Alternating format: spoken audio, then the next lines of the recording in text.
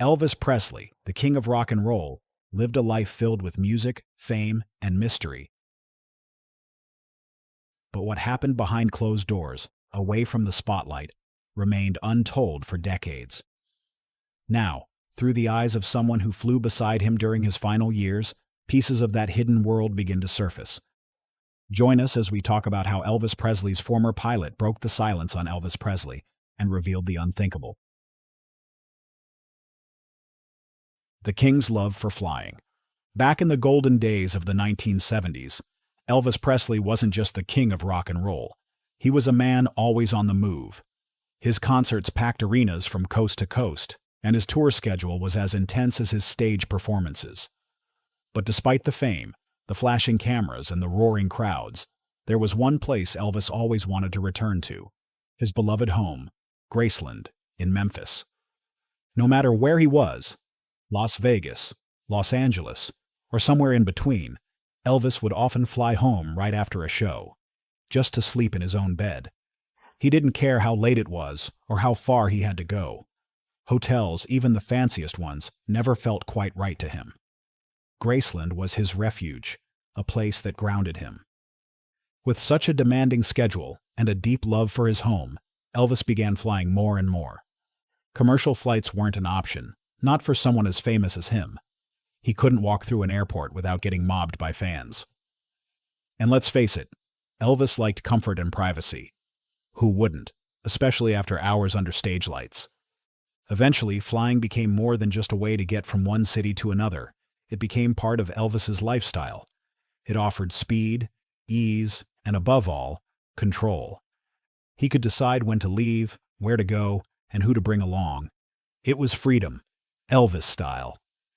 So what do you do when you're Elvis Presley, the most famous man in the world, and you love flying?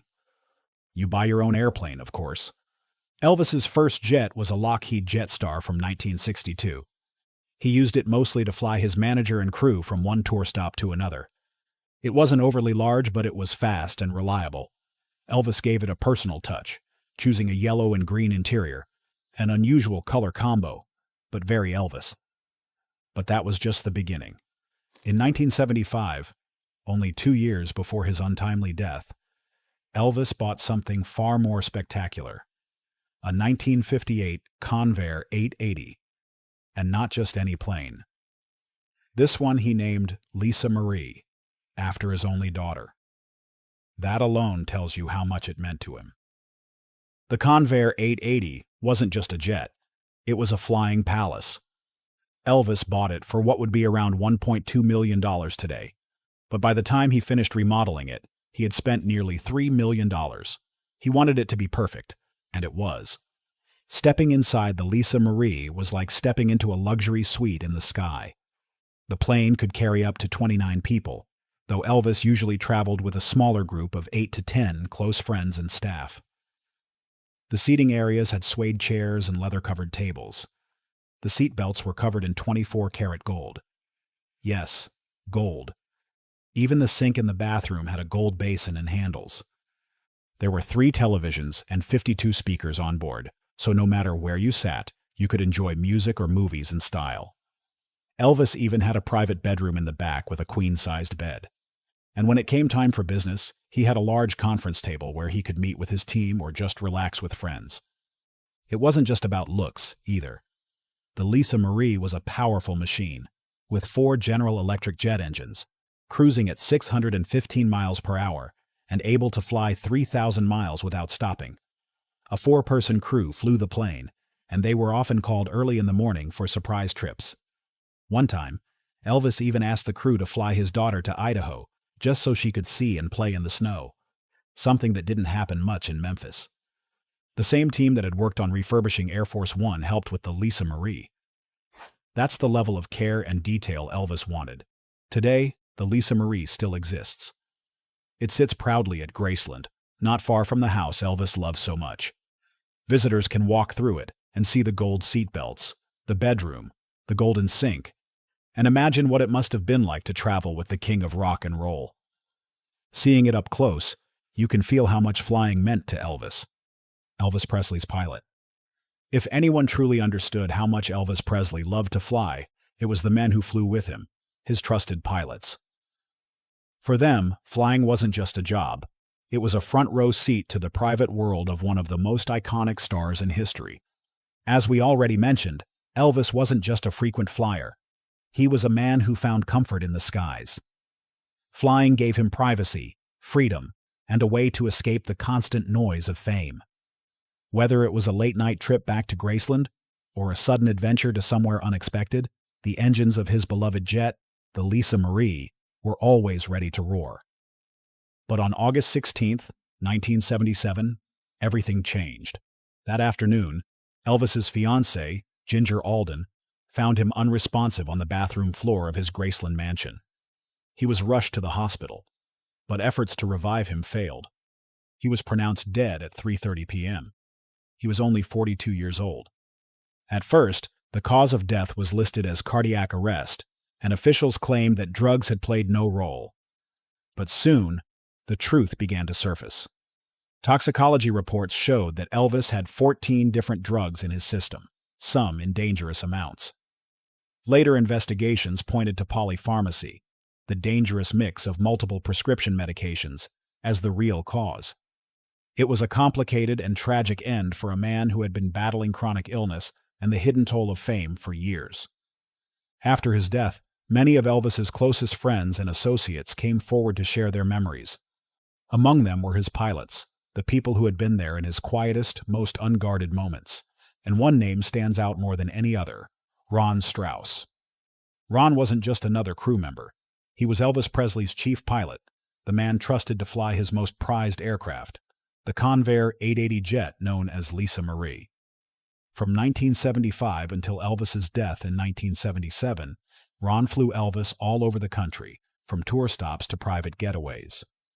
But more than that, Ron became a trusted part of Elvis's tight inner circle, and over the years he revealed stories that gave us a rare look at the man behind the legend.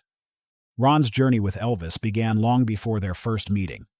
He had joined the U.S. Air Force at 17, starting out as a mechanic working on B-47 bombers. He later became a pilot and flew more than 3,400 hours, including over 100 missions to Vietnam. He had also logged many hours on the Convair 880 and 990, which made him the perfect fit when Elvis bought and customized the Lisa Marie. The first time Ron met Elvis was a moment filled with nerves. The crew had just flown the newly refurbished Lisa Marie back to Memphis. They were standing in the cockpit when Elvis, dressed in his usual flashy style, walked up to the aircraft. Ron was ready to salute the king of rock and roll, but Elvis beat him to it.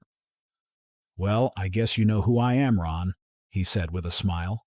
When Ron replied, "Yes, sir, Mr. Presley," Elvis gently corrected him. "None of this sir stuff. It's Elvis. May I call you Ron?" That small exchange set the tone for their entire relationship. Elvis didn't want to be treated like royalty. He wanted to be treated like a person. Over time, Ron saw sides of Elvis that the public never did. He wasn't just a superstar. He was thoughtful, funny, and incredibly generous. One story that stands out happened on a flight to Hawaii. Elvis was traveling with his girlfriend, Ginger Alden, and Ron asked if his wife, Betty, could join the trip. The request was denied by the road manager, who said the plane was full. Ron didn't argue.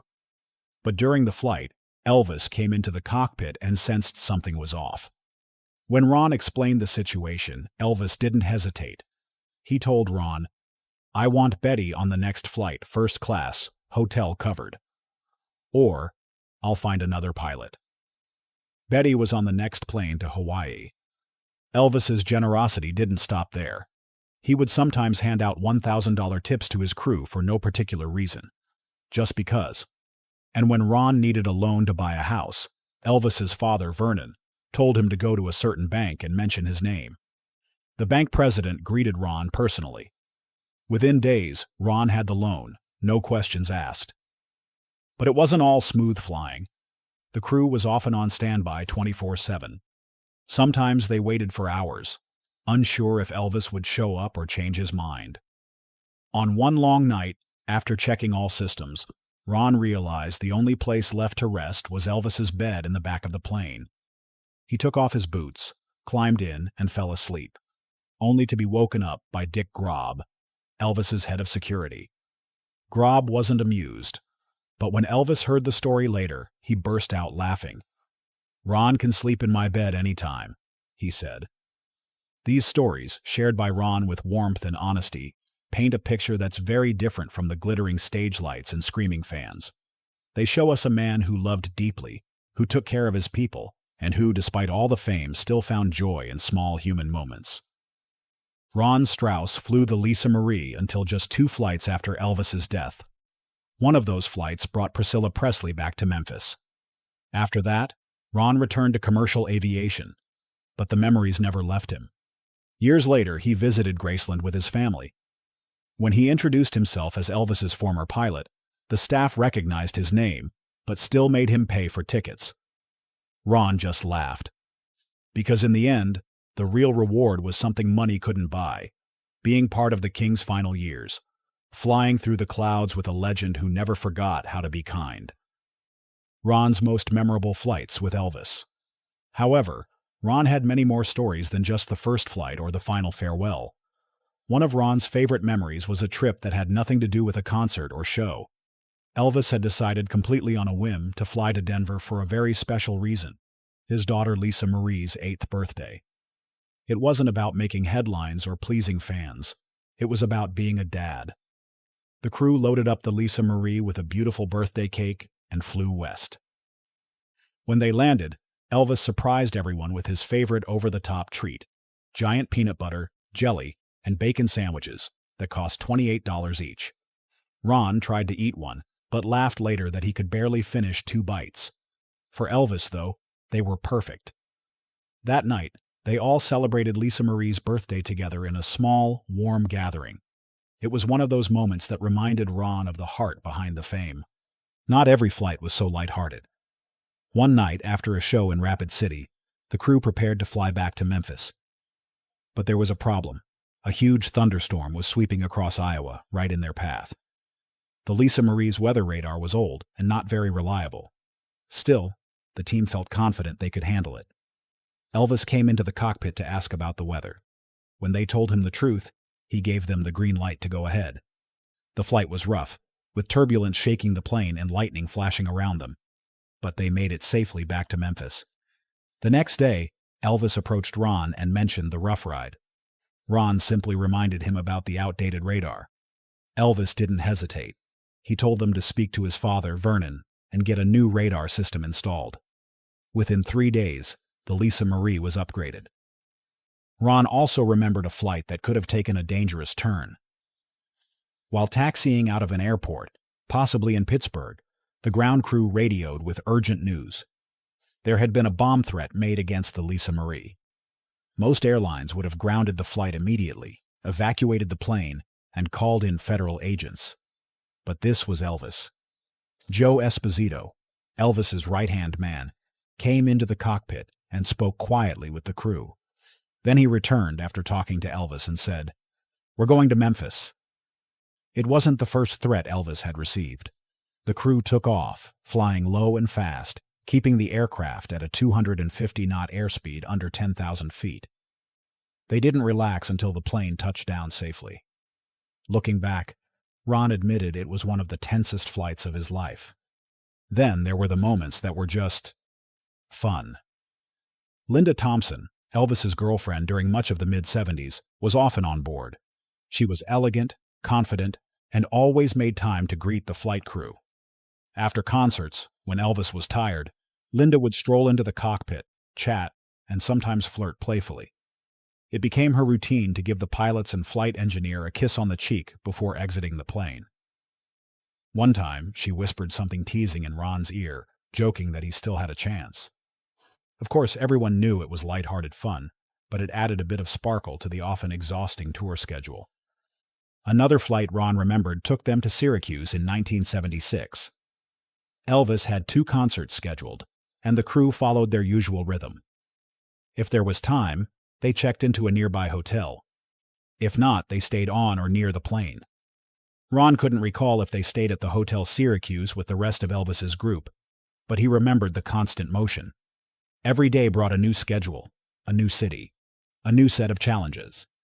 And yet, there was a rhythm to it all, a strange mix of routine and unpredictability. What made these flights special wasn't just the destination, or even the man they flew. It was the way Elvis treated his crew, with kindness, respect, and genuine care. Ron often said that Elvis made everyone around him feel like they mattered. Whether it was upgrading the plane for their safety, making sure a family member could join a trip, or just sharing a laugh after a long night, Elvis never forgot the people behind the scenes. Ron's dedication. Of course, flying a superstar like Elvis Presley wasn't just about smooth takeoffs and soft landings. It was about trust, responsibility, and absolute professionalism. And Ron Strauss brought all of that and more to his role as chief pilot of the Lisa Marie. Ron wasn't just the man behind the controls. He was also a licensed aircraft mechanic, which meant he had the rare ability to understand the plane inside and out. He took that responsibility seriously. Very seriously. If something didn't feel right, Ron didn't wait for anyone's approval. He simply grounded the aircraft for maintenance. Safety always came first. One day, Vernon Presley, Elvis's father, asked Ron why the plane was being grounded again for another check.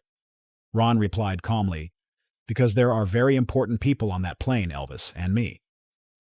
That answer may have been simple, but it said everything about Ron's mindset. His job wasn't just a paycheck. He knew he was responsible for lives, and he never forgot that. Even though no one from Elvis's crew was officially banned from talking to the media, Ron never did. Neither did the rest of the team. They made a quiet decision to protect Elvis's privacy and reputation. That loyalty mattered. Still, Elvis often stepped into the cockpit for a friendly chat. During one of those talks, Ron jokingly offered to let Elvis fly. Elvis laughed and said, "That's why I hire professionals like you." That moment, half a joke and half a compliment, showed the deep mutual respect between the pilot and the star. What Ron Strauss saw. And then Elvis Presley's former pilot broke the silence on Elvis Presley and revealed the unthinkable. After years of silence, Ron Strauss could no longer keep to himself what he had witnessed during the final chapter of the King's life. As Elvis's personal pilot from 1975 to 1977, Ron had a front-row seat, not to the stage, but to the moments before and after, when the lights were off and the crowd was gone, and what he saw was shocking. Ron said, "I can't stay silent any longer." For decades, rumors floated around about Elvis using body doubles, stand-ins who supposedly took the stage when Elvis was too ill to perform. But Ron knew the truth. He was there. He flew Elvis to the shows, waited backstage, and watched him come back onto the plane, broken, sweaty, sometimes barely able to walk. And it was always him. Always Elvis. Ron saw firsthand what the world couldn't. He saw a man whose body was crumbling under the weight of sickness. Chronic pain, bloating, vision issues, and exhaustion were constant companions. Elvis had serious issues with his colon, his heart, his liver, and even his lungs. His joints were inflamed. His eyes were affected by glaucoma. He had high blood pressure and struggled with his weight. He was constantly medicated, often in discomfort. But somehow he still performed. Somehow he still found the strength. Ron later told close friends that Elvis could barely stand some nights. There were shows where he leaned on the mic stand just to stay upright. Ron and the crew would watch him return to the plane after those shows, with the pale face, drenched shirt, eyes sunken from pain, and they all knew. No actor, no double, no illusionist could fake that kind of suffering. That was the real Elvis. Pushing through. Because he couldn't imagine not giving everything he had to the people who adored him. Ron felt the world needed to know the truth. He had seen Elvis at his most human, most vulnerable. Behind the rhinestones and the spotlight was a man falling apart physically, but still fighting to stand tall. It wasn't about money or ego. It was about music. It was about love, for the art, for the crowd, for the moment. He once told someone close that Elvis never said no to a stage, even when his body screamed for rest. That was what broke Ron's heart, that he had to watch a man who should have been healing, pushing himself into more shows, more flights, more nights of pretending everything was fine. all because he didn't want to let people down. And Ron saw even more. Though he never said it publicly, people close to him shared that Ron often talked about how many times he saw Elvis crying quietly on the plane. No dramatic sobbing, just silent tears, staring out the window. When someone would ask what was wrong, Elvis would shake it off. Ron never betrayed Elvis's trust while he was alive. But the stories he later shared weren't about gossip or shock. They were about honoring a man who gave everything until there was nothing left. A man who, even while broken, still stood before thousands, smiling and singing like he always had. A legacy that still flies. Even today, many years after Elvis Presley's passing, Ron Strauss often finds himself back in the sky, at least in memory.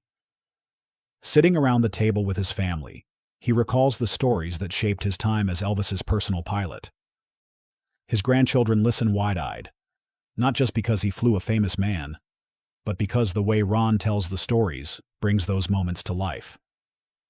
He remembers every detail, the laughter, the stress, the midnight takeoffs, and the quiet talks with Elvis in the cockpit. Every time he thinks he's told them all, another small memory comes back, and with a smile, he shares it. Flying the Lisa Marie, Elvis's custom Convair 880, wasn't just a job for Ron. It became one of the most meaningful parts of his life. The jet was like a second home, not just for Elvis, but for the small trusted team who flew with him. Ron always says it wasn't about the fame or the spotlight. A man who, despite his fame, still treated people with kindness and respect. That's what Ron remembers most. Today, the Lisa Marie, the Flying Graceland, is no longer in the air. Though it last flew in 1977, when it carried Priscilla Presley to Elvis's funeral, the jet has become a legendary symbol of Elvis's life and style. In 2015, there were reports that the jet, along with Elvis's smaller plane, Hound Dog 2, might be sold to private collectors. Julian's auctions listed both jets with an expected value between $10 million and $15 million. Though they were no longer airworthy, the planes held priceless emotional value for fans around the world. Thankfully, not long after, an agreement was reached for the aircraft to remain on display at Graceland, where they still sit today, visited by thousands every year. But despite all the media, documentaries, and public interest, Ron Strauss has never watched the recent Elvis biopic. When asked, he simply says he has no plans to ever watch it. In his words, there isn't a director alive who could tell the story of Elvis with the kind of truth and honesty that it deserves. For Ron, the real Elvis isn't something to be recreated on a screen. He lived it. He saw the joy, the pain, and the strength of a man who gave everything to his audience. No actor could ever capture the quiet moments in the cockpit, the personal jokes, or the look in Elvis's eyes after a long, hard show. If you were Elvis Presley's pilot for a day, where would you have loved to fly him, and why? Let us know in the comments, and subscribe to our channel for more.